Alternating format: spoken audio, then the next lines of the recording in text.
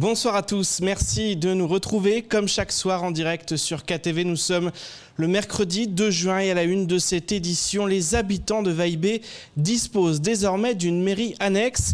Elle a été inaugurée cet après-midi par la municipalité de Mamoudzou qui cherche ainsi à se rapprocher ses services au plus près de la population.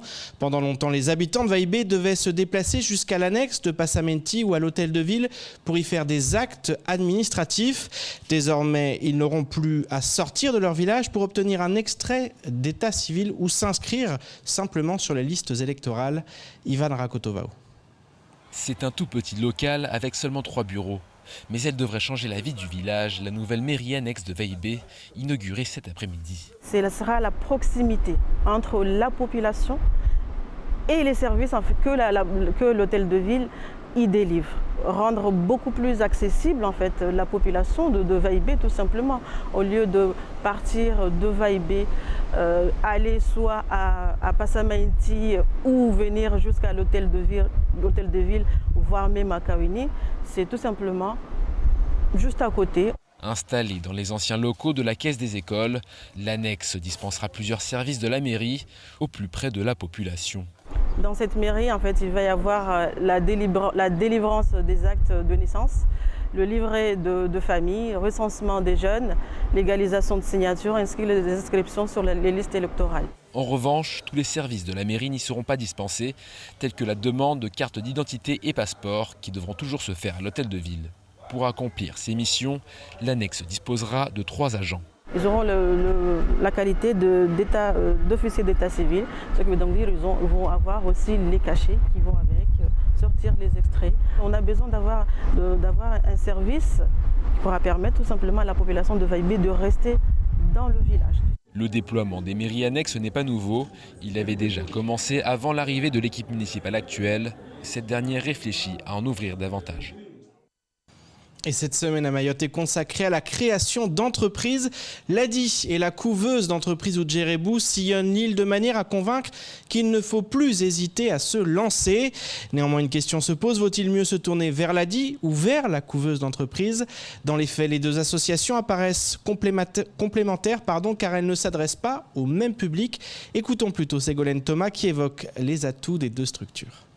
Différents mais complémentaires, j'aimerais bien dire, puisque on travaille ensemble dans la mesure où on propose des services qui sont différents, qui répondent à des besoins différents. Effectivement, la couveuse a proposé un accompagnement plus long terme avec des dispositifs justement adaptés, une prise en charge d'un point de vue administratif des porteurs de projets. L'ADI, on sera plus sur de l'accompagnement individuel à la carte, avec évidemment un financement si besoin pour financer le lancement de l'activité ou son développement, donc grâce au microcrédit à hauteur de 15 000 €. Donc c'est des accompagnements qui sont différents mais qui sont complémentaires, et l'objet justement d'être sur le terrain ensemble, c'est de pouvoir présenter ensemble nos services et de laisser le choix aux porteurs de projets en fonction de ce qui leur convient le mieux, un accompagnement dans le temps ou au contraire peut-être des fois une forme d'autonomie plus rapide et donc une capacité à se lancer avec moins besoin d'être accompagné sur le long terme, et donc ils vont peut-être se tourner vers les services de l'ADI. Il est temps de regarder le reste de l'actualité locale. En bref, avec notamment la mairie de Chirongui qui continue sa lutte contre l'habitat indigne ou encore un vol cargo à Kigali pour transport de fret humanitaire. Au montage, Leslie Vumenet. L'incroyable éruption du Nyiragongo, l'un des volcans les plus dangereux du monde, situé en République démocratique du Congo, a contraint l'évacuation de nombreuses villes.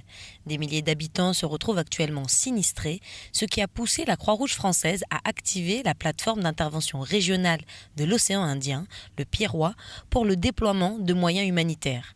Ce mardi 2 juin, Air Austral a réalisé un vol entre la Réunion et la capitale du Rwanda, Kigali. L'avion a décollé de l'aéroport Roland-Garros à 8h de la Réunion. Son arrivée à Kigali a pris un peu plus de 4 heures. L'appareil a ensuite été déchargé. Les soutes contenaient 2000 kits d'abri d'urgence et 4000 bâches pour la construction d'un camp de sinistrés. 45 tonnes de fret humanitaire ont également été emportées. L'opération a été menée en partenariat avec la Croix-Rouge Réunion et le ministère des Affaires étrangères. L'avion a d'ailleurs poursuivi sa route vers la capitale française. Lundi, la municipalité de Chirongui menait avec les services de l'État une opération de destruction d'un habitat de type banga et annexe. La construction était en cours et a été signalée aux services de l'État. Le responsable de la police municipale, accompagné de 6 agents de la police, 6 militaires de la gendarmerie et de 12 agents de services techniques ont conduit l'opération. La mairie de Chirongui affirme que d'autres actions seront menées dans les prochaines semaines.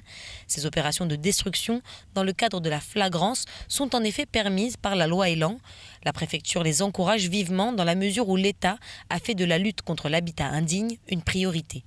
Si les opérations de destruction des bidonvilles se multiplient, il faut en parallèle en finir avec les constructions ou les reconstructions de cases en tôle. Si la mairie de Chirongui apparaît très impliquée, d'autres communes ont également eu recours à la flagrance ces derniers mois.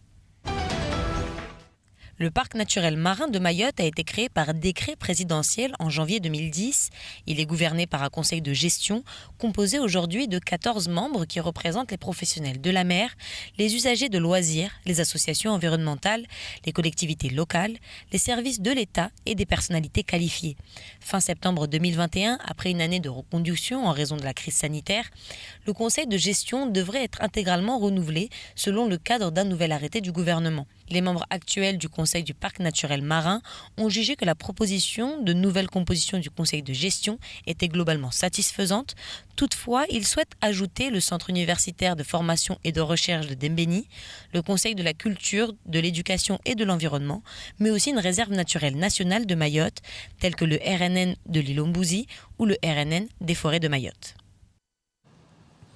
On termine ce journal avec la remise des prix des Olympiades des géosciences pour l'Académie de Mayotte qui s'est déroulée aujourd'hui au lycée des Lumières à Kaweni. Ce concours national interroge les participants sur différentes questions liées à la géoscience. L'objectif est de créer des vocations chez les jeunes Mahorais dans ces professions, à l'heure même où le volcan de Mayotte attire l'œil du monde entier. Alors qui est donc le lauréat ou la lauréate du concours? Réponse dans ce sujet signée Jaïdi Maoulida. En préambule, un cours de géologie. Mais ces élèves venant de plusieurs établissements de l'île sont rassemblés au lycée des Lumières, surtout pour la remise des prix des Olympiades des géosciences. Un concours consistant à analyser des questions complexes de la géoscience, dont Asna est la lauréate de l'Académie de Mayotte. En sortant de l'épreuve, j'étais vraiment mitigée. Je ne savais pas du tout comment ça s'était passé pour moi. Pour moi, c'était quand même dur l'épreuve en fait. Je ne pensais pas être dans le top 3 et voilà, je suis très contente et j'espère continuer dans cette voie. J'ai eu 2 diplômes pour me récompenser. J'ai eu un livre aussi sur la géologie et enfin j'ai eu une pierre du volcan de Mayotte. J'ai quand même une roche du volcan, c'est quand même quelque chose. Les lycées de Sada, Chirongui, Petite Terre et Younous Abamana ont participé au concours. Plusieurs d'entre eux ont été récompensés, mais ce n'est pas fini. Une autre épreuve attend la lauréate. Suite à cette remise des prix, la copie du lauréat donc, est remontée au ministère de l'Éducation nationale à Paris, fait l'objet d'une nouvelle correction, de la même façon que de la copie de chaque lauréat de chaque académie. Et à l'issue de ça, il y a un palmarès national qui est publié et une cérémonie de remise des prix qui a lieu soit au Muséum d'histoire naturelle de Paris, soit à l'Académie des sciences, voilà, en présence de personnalités prestigieuses. La remise des prix nationaux devrait se dérouler en septembre si la situation sanitaire le permet. Il y a 2 ans, le lauréat mahorais avait été classé au classement national et avait été reçu au ministère de l'Éducation nationale, en espérant qu'Asna fasse au moins tout aussi bien cette année. C'est ainsi que s'achève cette édition. Merci de nous rester fidèles sur KTV. Je vous donne rendez-vous demain dès 19h pour tout connaître de l'actualité locale. Excellente soirée sur Kwesi.